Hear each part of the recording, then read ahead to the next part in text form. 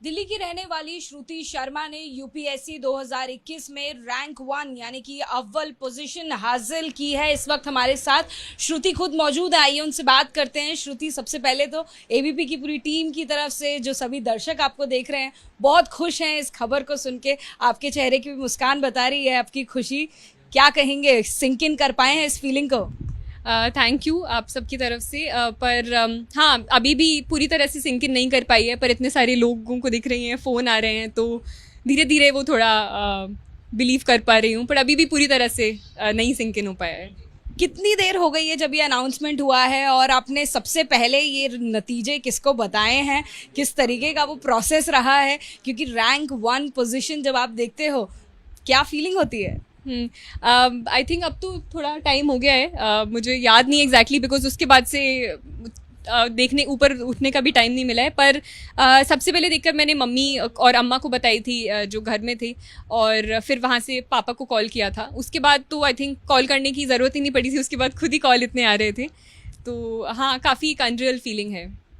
जिस तरीके से यूपीएससी के हम लोग जानते हैं कि बहुत मुश्किल परीक्षा मानी जाती है, सबसे सर्वश्रेष्ठ परीक्षा है। तैयारियों की अगर बात करें तो किस तरीके की आपकी तैयारी रही है? कितना वक्त देते थे आप पढ़ाई में? कौन सा सब्जेक्ट आपने चूज़ किया? सब्जेक्ट मैंने अपना बैकग्राउंड मैंने अपना ग्रेजुएशन हिस्ट्री से किया था, तो मैंने हिस्ट्री एज एन ऑप्शनल लिया था।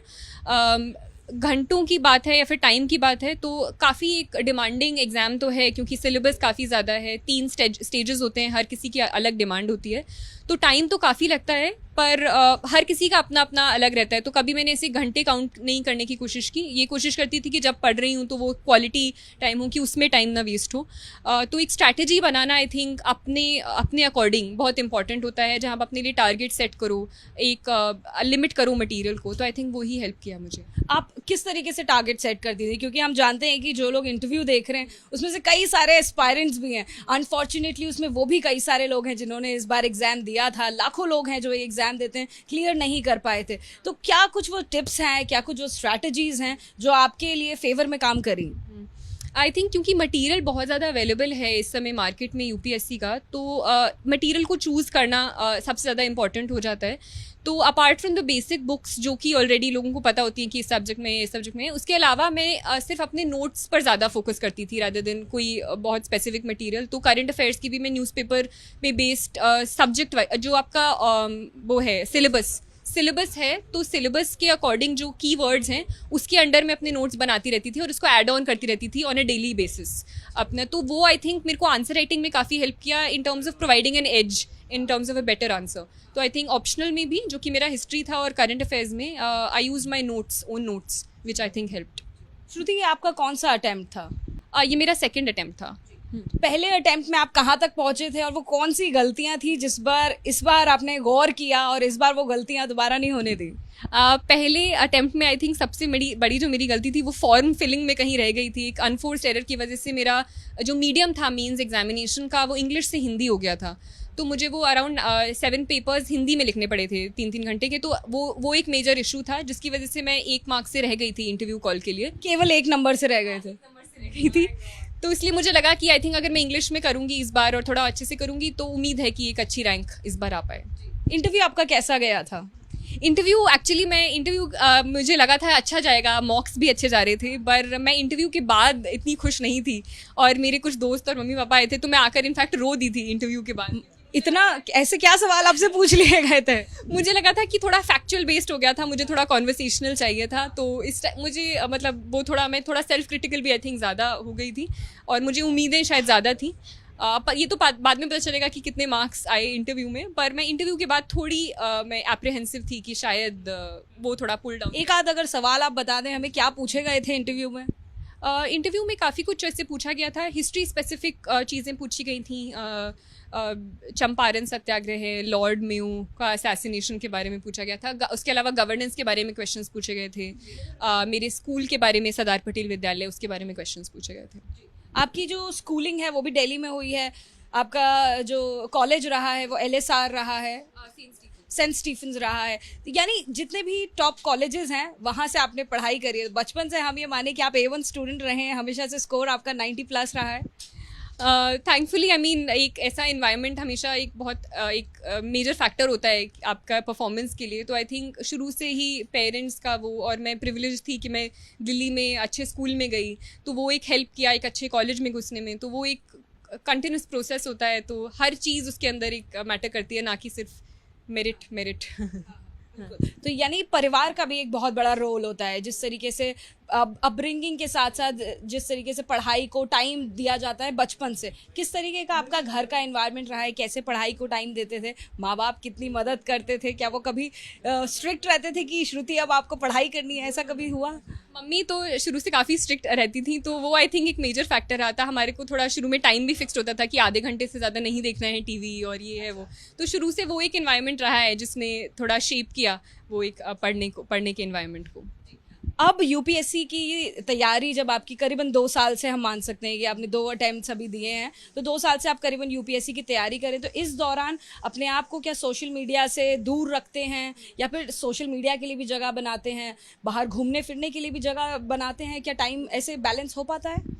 हाँ, आई थिंक ये पर्सन टू पर्सन डिपेंड करता है। कुछ लोग कम्प्लीटली कट ऑफ करके ही फोकस कर पाते हैं, या ब्रेक ज़्यादा नहीं। मुझे पर्सनली ऐसा बहुत ज़्यादा मैं स्ट्रिक्ट अपना नहीं रखती थी। मैं सोशल मीडिया प्लेटफॉर्म्स पर थी, मैं ज़्यादा एक्टिव नहीं हूँ, but I use to be, मतलब सारे प्लेटफॉर्म्स पर थी मैं ब्रेक्स भी लेती रहती थी। तो आई थिंक मेरा पर्सनल स्टडी स्टाइल ऐसा ही था कि मैं पढ़ने के बाद मुझे चाहिए होता था कुछ ब्रेक, या फिर मैं जाती आती रहती फ्रेंड्स के साथ भी, पर एक सॉर्ट ऑफ ब्रीदर चाहिए था। ब्रीदर के तौर पर क्या करते थे? ब्रीदर के तौर पर मैं मुझे पोएम्स पढ़ना पसंद है, मुझे पोइट्री मुझे मूवीज़ देखना पसंद है, तो ये मैं करती हूँ। बाकी मुझे वॉक्स लेना बहुत पसंद है, तो जब भी मेरा मन करता था मैं वॉक लेने चली जाती थी। हाल ही में कौन सी पिक्चर आपने देखी हो जो याद हो आपको? हाल ही में तो अभी मैं एक्चुअली स्ट्रेंजर थिंग्स, एक वो है वेब सीरीज़ है, वो देख रही हूँ, तो वही अभी दिमाग में आ रही है। यानी जितने भी रीसेंट मूवीज हैं, जितनी रीसेंट सीरीज है, वो सब भी आप फॉलो कर रहे हैं, पढ़ाई भी आप पूरे 100% दे पा रहे हैं। जो एस्पायरेंट्स आपको देख रहे हैं वो कंफ्यूज हो गए होंगे, तैयारी कैसे करें कि हम टॉपर से सीखें और क्लियर भी कर लें?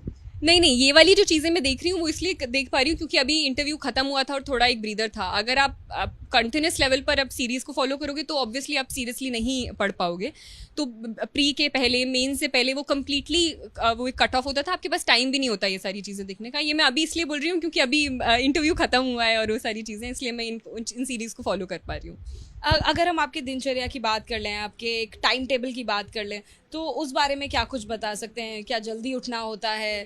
क्या सुबह से पढ़ाई आप स्टार्ट करते हैं? किस तरीके से आप अपना टाइम जो है उसको बांटते हैं? कौन से सब्जेक्ट को कितना टाइम दे पाते हैं? अभी आई थिंक मेरा थोड़ा चेंज हो गया है, पर यूजुअली आई थिंक मैं थोड़ा मॉर्निंग में अच्छे से पढ़ पाती हूँ, तो आई यूज़ टू गेट अप थोड़ा जल्दी और फिर रात को।